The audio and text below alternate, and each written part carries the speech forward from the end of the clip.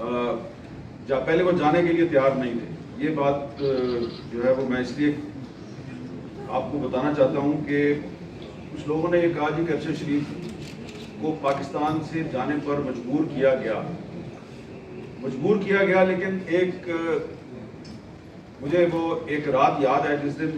کچھ دوست جو ہیں اس کو یہ فورس کر رہے تھے کہ یار آپ ویزے تو لگوا لیں, کم از کم یو کے کا ویزا لگوا لو, یو ایس اے کا ویزا لگوا لو, تمہارے تو پاسپورٹ میں ویزا ہی نہیں ہے. تو اس نے بڑے ہی تجاہل عارفانہ کے ساتھ یہ کہا کہ میں بھاگنے والوں میں سے نہیں ہوں, اور یقیناً وہ بھاگنے والوں میں سے نہیں تھا, اور وہ خود نہیں گیا, خود جانے کے لیے وہ تیار نہیں تھا. اس کو دوستوں نے فورس کیا, اور خاص طور پہ کچھ ایسے دوست جو آخری دنوں میں ارشد شریف پبلکلی بہت کم نظر آتے تھے. آپ کو یاد ہوگا کہ انہوں نے اپنی ضمانت کے لیے اسلام آباد ہائی کورٹ میں ایک درخواست دائر کی تھی, اس کی ہیئرنگ رات کو 11:30 بجے رکھی جسٹس ستیہ من اللہ نے. تو ہم بہت سے دوست وہاں پہ گئے, تو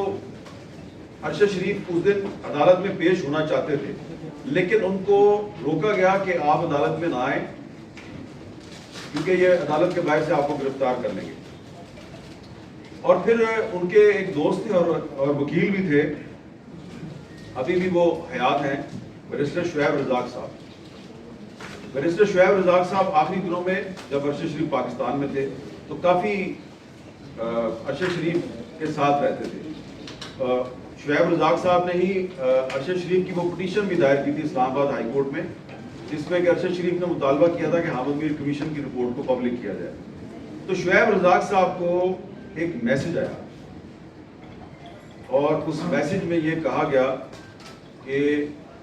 ارشد شریف جو ہے اس کو ہم ننگا کر کے سڑکوں پہ گھسیٹیں گے.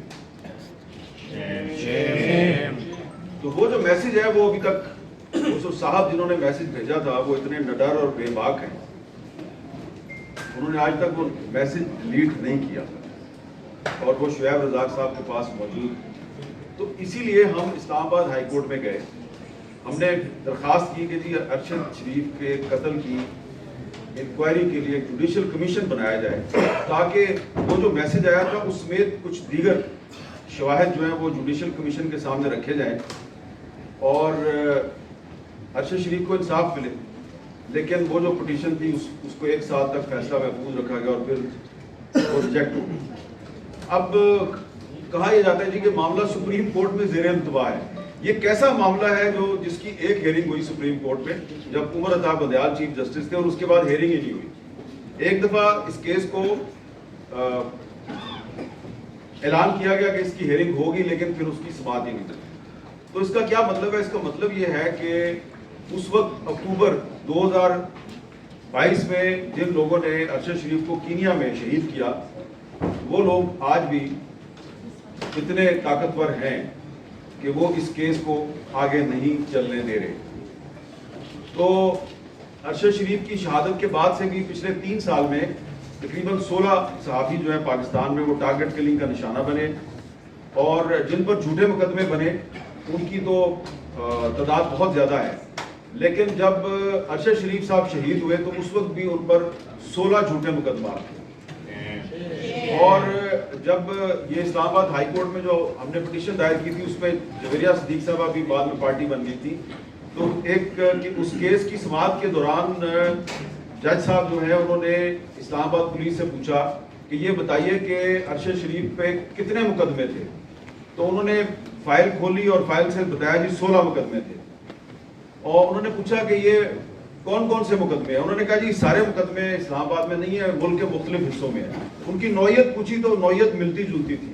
بعض مقدمات جو ہیں اس کے جو مدعی تھے وہ مدعی جو ہے وہ ان کے نام اگر میں آپ کو بتاؤں تو ان میں سے ایک آدمی جو ہے اس نے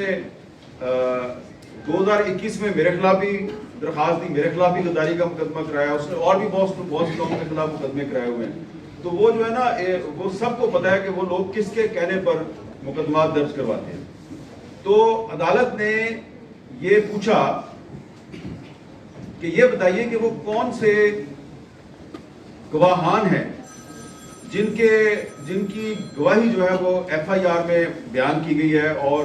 اگر ارشد شریف پر آپ نے غداری کے اور دہشت گردی کے مقدمے بنائے ہیں تو مدعی کے بارے میں تو چلے ہم کچھ نہ کچھ اندازہ لگا سکتے ہیں، لیکن اس میں گواہ بھی لکھے گئے ہیں، گواہ کون سے ہیں؟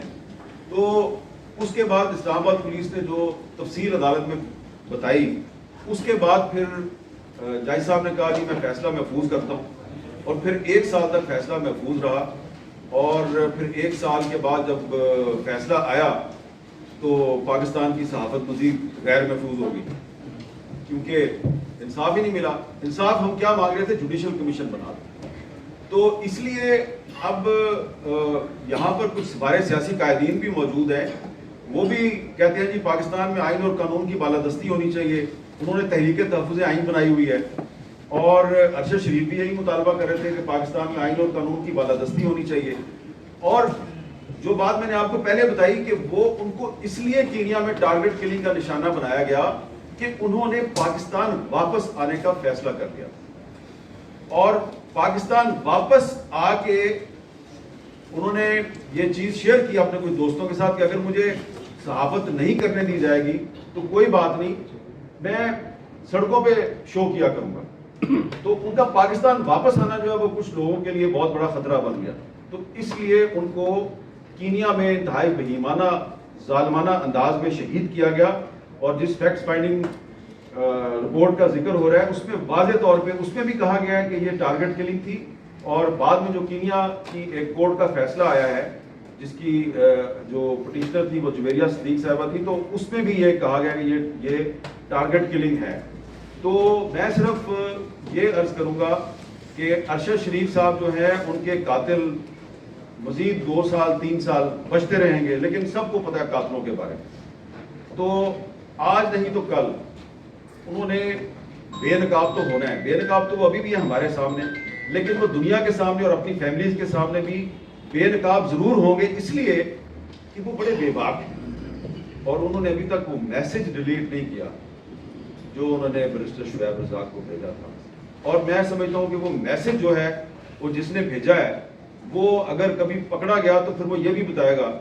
کہ یہ میسج بھیجنے کا اس کو حکم کس نے دیا تھا، اور جب وہ حکم دینے والا بھی پکڑا جائے گا تو پھر جو اس کے پیچھے بندہ تھا وہ بھی پکڑا جائے گا۔ یہ 3 لوگ ہیں،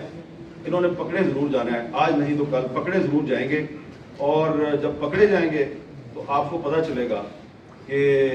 ارشد شریف کے ساتھ ناانصافی کا اصل ذمہ دار کون ہے۔ افسوس یہ ہے کہ اس ناانصافی میں آج سپریم کورٹ آف پاکستان بھی ایک فریق کا کردار ادا کر رہی ہے۔ انہوں نے یہاں پہ بلایا، اور یہاں پر جو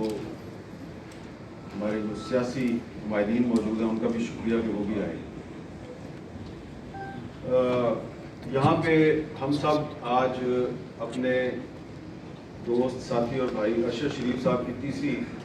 برسی کے موقع پر اکٹھے ہوئے ہیں، لیکن مجھ سے پہلے بھی جن لوگوں نے بات کی اور میرے بعد بھی جو لوگ بات کریں گے تو آپ کو یہ محسوس ہوگا کہ اس میں شکوہ شکایت ہے، اس لیے کہ انصاف نہیں ملا، اور انصاف کے لیے شاید اگر کوشش کی جاتی اگر حکومت کی طرف سے اور متعلقہ اداروں کی طرف سے تو شاید ہمارے لہجوں میں اتنی تلخی نہ ہو،